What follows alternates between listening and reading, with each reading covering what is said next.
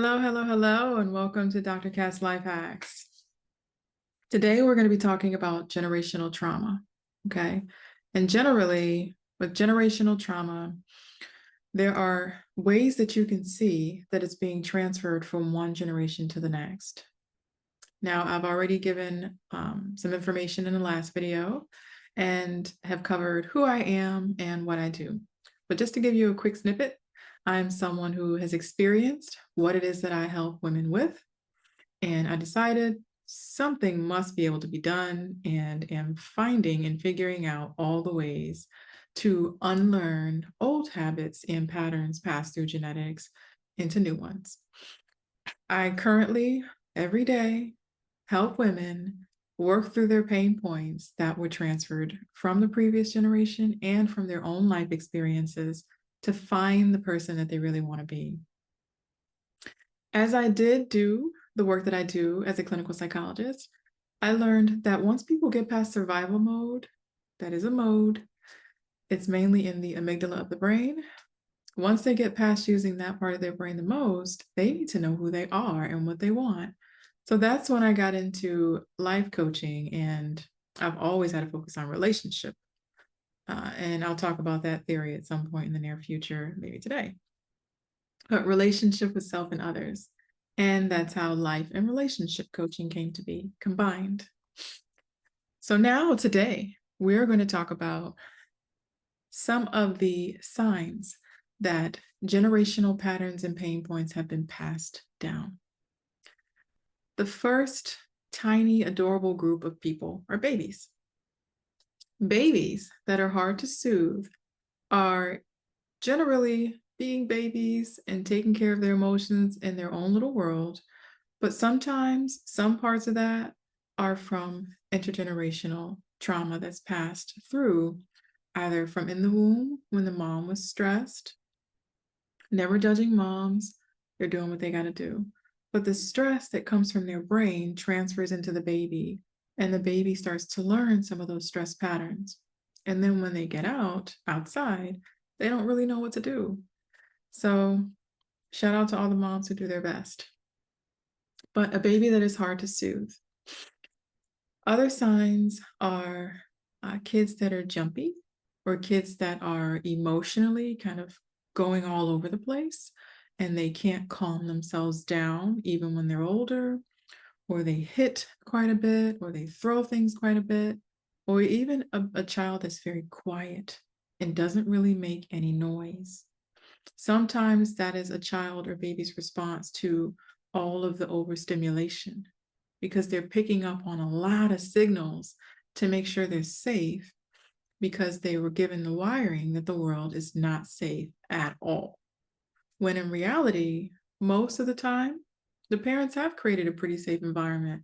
Their body just doesn't agree, the child's.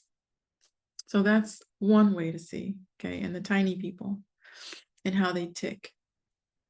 Other ways are, of course, when someone is more edgy, anxious, and sometimes that can wear you down and lead to like feeling blue or depressed.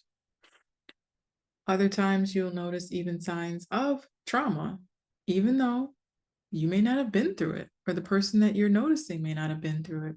And that's because the information that was processed in the previous generation and generation before that, where they were very stressed, was passed down. So you'll get kids or you'll get adults that have never been through a specific traumatic event, but they're very anxious and agitated. They worry about a lot of things. They don't like to try new things.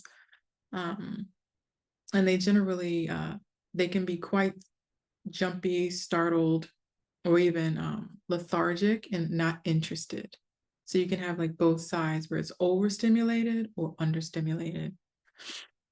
Other aspects that can be transferred and passed down, where you can see it coming to real life, are feelings of low self-worth, hard time saying no, unsure when they say yes, attachment and connection insecurity and frustration and agitation, difficulty with breakups, difficulty with makeups, and just not really feeling an overall sense of trust, power and control and just self-efficacy. It's really overstimulation that leads to a lot of that, and the understimulation when you have that lethargy and lack of interest. But over time, what you'll notice is there is a coping that will take place, and our brains and our bodies are built to help us through whatever we have going on. And that coping can look like emotional disconnect or even disconnect from the body. Now, most people I start working with don't notice those two specifically. They think, oh, I'm fine, I'm good. But what you notice when you really dig and you ask small questions that aren't too stimulating is they'll notice when you say, how do you feel? They tell you how they think. That's another sign. It's like, okay, so you don't have any practice of labeling your emotions. So the tip is emotions are usually one word, thoughts are two or more words. And you can download any emotions list or chart and start practicing any day that you'd like if you kind of notice that's where you go. Mainly because intellectualizing is a coping skill when you're stressed.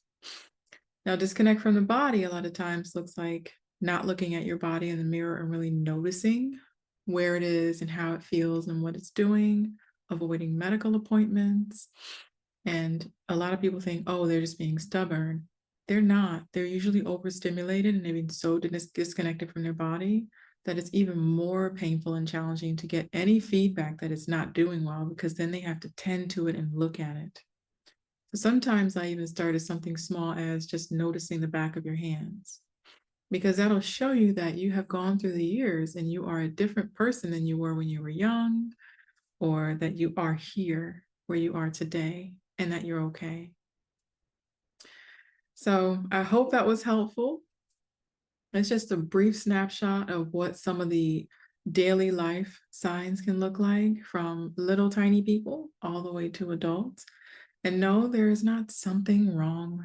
There is something that no longer fits the current generation, which is why it's so important for us to see what we want to keep and what we want to tweak. All right. Have a wonderful and blessed day or evening, no matter where you are. And as always, I am sending love and hugs. Bye.